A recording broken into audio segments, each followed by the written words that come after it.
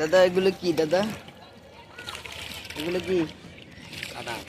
কাঁঠাল দাদা? হ্যাঁ, আমরা এলাম কাঁঠাল পাটি। এদিকের কাঁঠাল লাগে আমাদেরকে, আমরা ব্যাপারী কাঁঠালে আমাদের কাছ থেকে ফোন করে নিতে পারো। কাঁঠাল লই? হ্যাঁ ভাই, কি করবো, লস। কাঁঠাল দাদা অনলাইনে কাঁঠাল ফাটাই তুমি ক অনলাইনে খাইয়া লাইছস? অনলাইনে যাবি কুমিল্লা চল। আরে রাত হোক, আসর হোক, মতলব যাবো হলে ও বাসায় যাবি